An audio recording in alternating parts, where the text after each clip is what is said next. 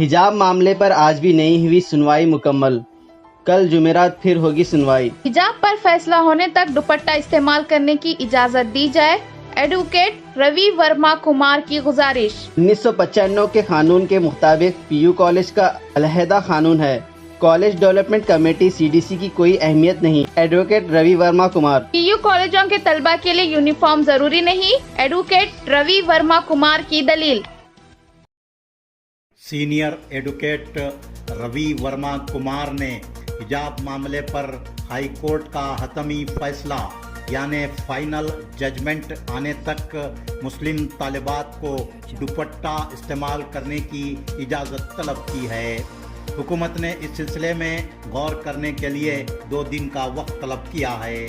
Karnataka high court میں حجاب معاملے پر آج چوتھے دن بھی سنوائی ہوئی، لیکن پھر کل دوپہر 2:30 بجے تک سنوائی کو ملتوی کر دیا گیا۔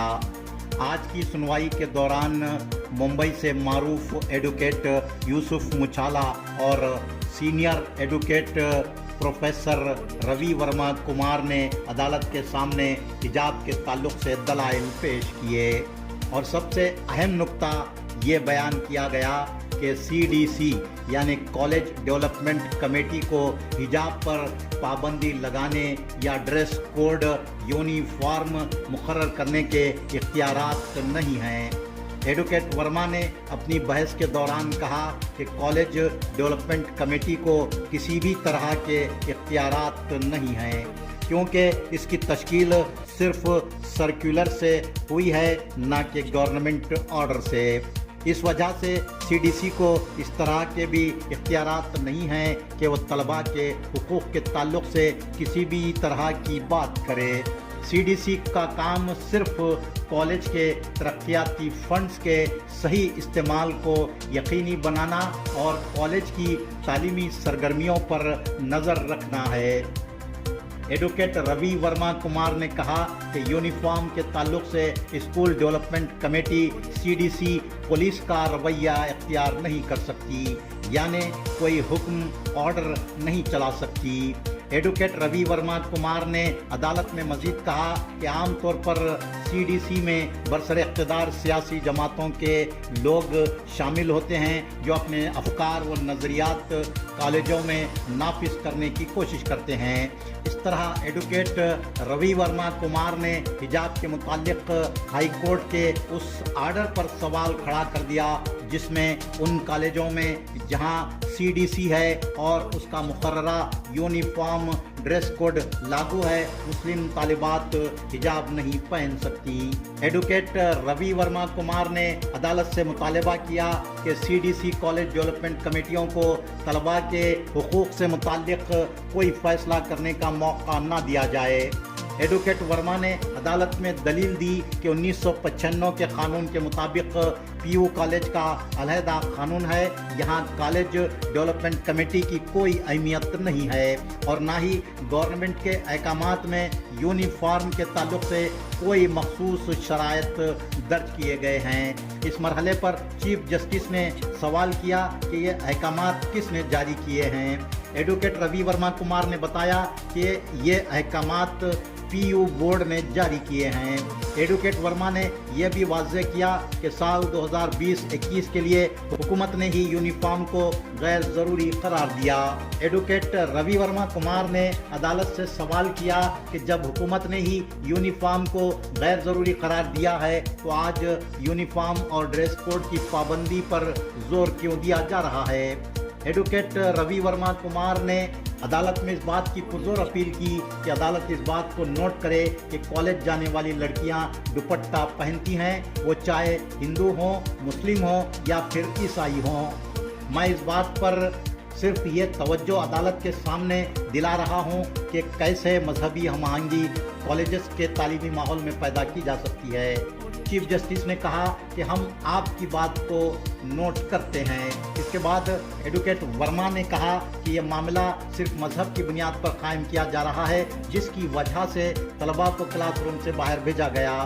بندیاں لگانے والی لڑکیوں کو باہر نہیں بھیجا گیا، چوڑیاں پہننے والی لڑکیوں کو بھی باہر نہیں بھیجا گیا، اور نہ ہی عیسائی کے کراس کو چھوا گیا۔ क्यों ऐसा सिर्फ उन लड़कियों के साथ हुआ जो हिजाब पहनती हैं।